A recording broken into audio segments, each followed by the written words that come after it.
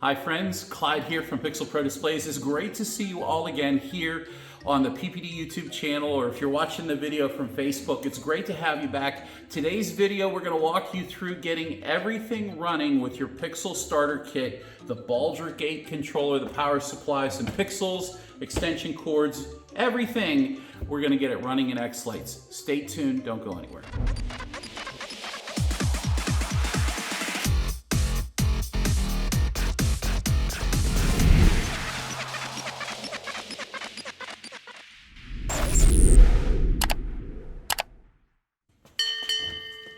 All right, so right now we're looking at the entire Baldrick8 the complete starter kit that we offered, and you can see it's already built. If you haven't watched the build video, then go watch that now before you move on to this. Everything's connected. We're going from this point where we have our pigtails, our pixel pigtails plugged in. I've already pre-connected my pixels to my extension cords, just in case I needed to have those ready. The only thing we're going to do is we're going to start with our power cable, and I'm going to go ahead and plug this in. Now, I verified that my connections are correct. My voltage plus goes onto the board on the insides, and my voltage negative goes on the outside. Those are the black wires and the red wires that came with the kit. And I've also made sure that the ground, the neutral, and the load is connected with the green, the white, and the black respectively from there left to right.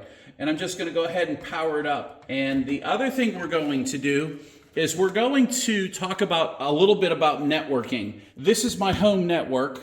This goes out to my router that is on my home network. And this is going to get connected directly to the Baldrick8.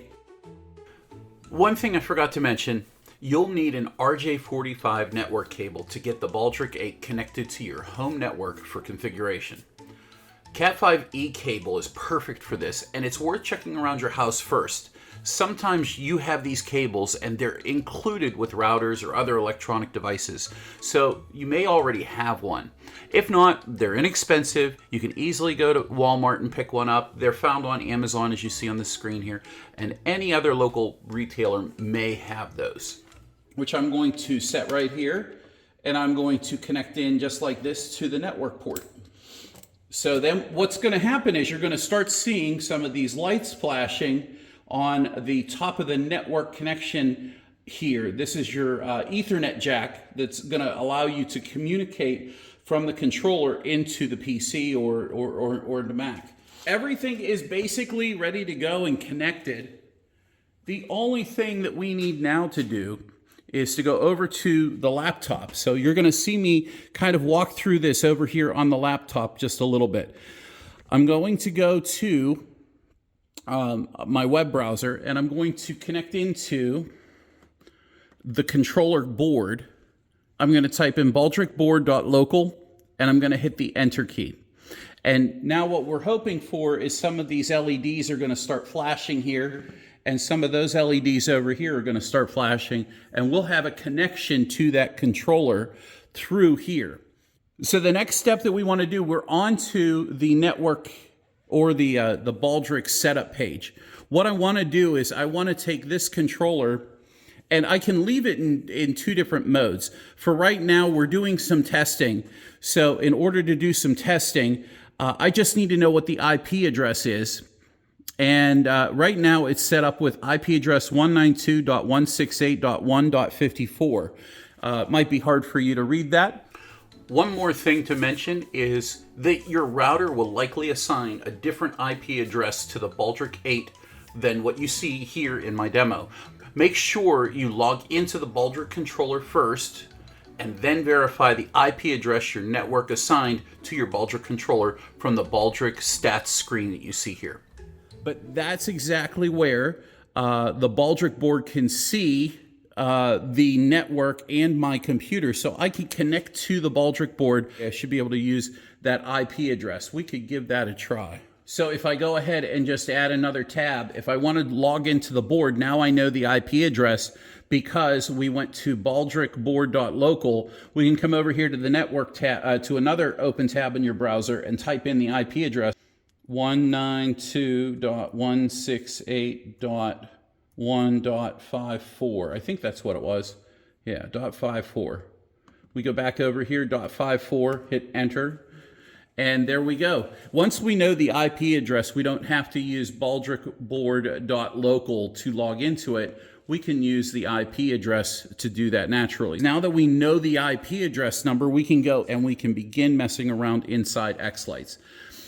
Okay, I've turned off the backlight here, and I zoomed in on the screen so that we can see the settings or the setup controller, the controller setup section. So I'm in xLights. I am in a blank xLights directory called xLights. It's on my desktop. I created this folder just for this demonstration. So if you don't have an xLights directory, I put one right here on the desktop, so that's where I would work from. To create a folder, you just click on your desktop, right-click on your mouse pad, and then come down here to New and click Folder. And that's how you create it. You just give it a name, whatever you want it to be, okay? So let's go back into xLights. We have a blank directory. There's nothing in here whenever you open xLights. It's on a blank controller tab at the moment. So the next thing that we need to do is go ahead and add a Ethernet controller. So from this point here, we already know a few things about the board. We know the vendor, and this is important. We can come in here with vendor, click down on here, and we can go to I Light That. That's the vendor who made the Baldrick controller. We can come down here to model number, and we can search for the Baldrick8, and then we'll scroll on down here where it says IP address. We'll go 192.168.1.54. And we'll click outside of that box, and that should set up our controller. So we'll go ahead and click the Save button, because that's the very basics that we need to get this controller operational. So if we click off of here, and we're looking at the Setup tab, and we click back on here, what we're hoping for is that xLights can locate this controller through the network. Now, notice this has a red fake LED there. We're hoping that that xLights will ping the controller eventually, and it will turn green. And there it just turned green. It's now talking and communicating with the Baldrick8 controller.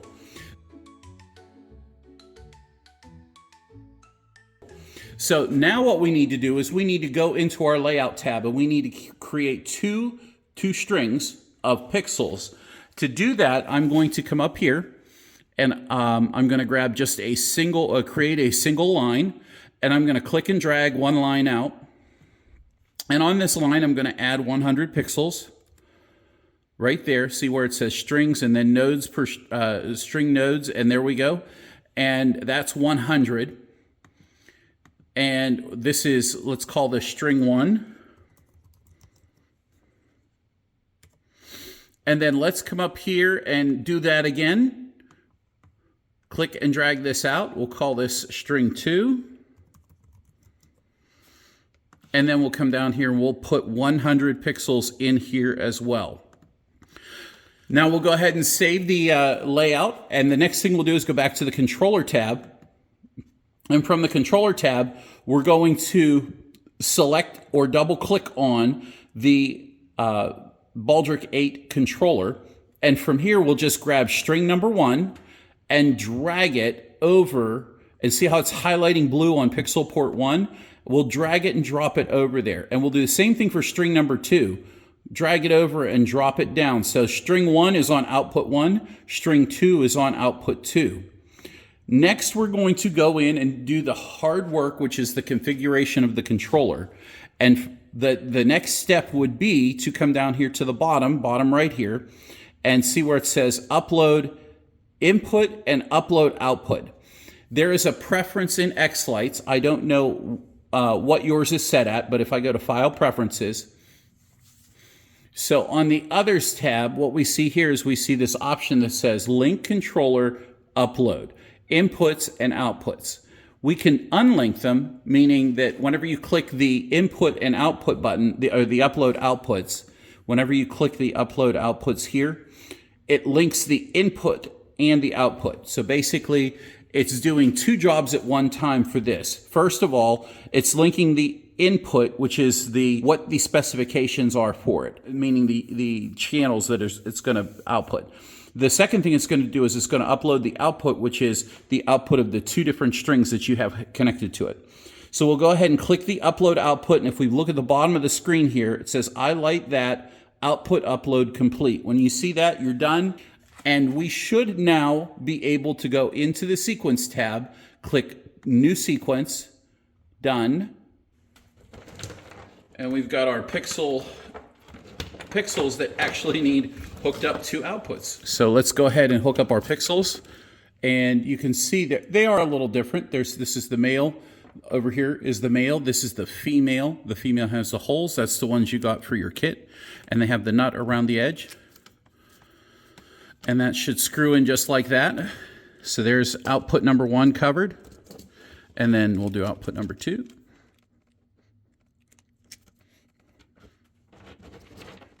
All right, well, we got one of our little pixels lit up right here. Let's go ahead and get back into the PC here. And let's do one more thing on the screen here. Let's go ahead and just set the colors to on. I'm just going to use red as the color. And I'm going to come up here and grab the on effect and drag it down to the timing line here. Actually, I'll put a timing mark here, letter T, click up here above, letter T for timing. I'll delete that, and we'll just hit the letter O. We'll select this timing mark, and letter O for on. And then we'll do the same thing down here, on. And then we'll come up here to the very top of the screen, and we'll go to the little light bulb that says output to lights. And we'll turn that light bulb on, and there is our red pixels on the strings. Now, if you want to play and have a little bit of fun, you can change the colors if you want. So we can change one string to green, another string to blue. We can grab a different effect and put it on the first model. Let's go ahead and grab a butterfly effect, and we'll just click the butterfly effect and drag it down there. And now you can see the little colorful butterflies there going. We can change the effect here on the other second string. We'll delete that effect here, and we will go ahead and grab, let's say, the single strand effect, and I'm going to put 3 chases. Oh, there's 4 chases, and you'll see them twinkle there. And that's just xLights running the single strand effect across all of those pixels. We could add a couple colors to the red strand, the red, green, and blue. There we go. So you'll see some red and green, and there's blue, and that's twinkling now. And then this is the second string. This is our first string, and they're both doing 2 different effects. Well, there you have it, guys. We got the Baldrick8 pixel controller running. Pretty easy. It's not that complicated. Just take your time with the xLights setup. There are other videos on setting up controllers in xLights if you need to follow those. There are great ones that we've done ourselves, including testing your pixels in xLights or using xLights. If you look on the PPD YouTube channel, maybe I'll throw it up there in the top of the screen, and you guys can go check that video out too. It'll kind of walk you through more of the details and the nitty-gritty of getting more used to xLights and networking and stuff. But this is a solid test on getting things started and really working through xLights to make the Baldrick8 and the starter kit, the Pixel Starter Kit from Pixel Pro Displays, run in your show this year and make it super easy. Guys, that's everything from me here at Pixel Pro Displays. It's great to see you all. Thank you for joining us. Take care, and we'll see you in the next video. Goodbye for now.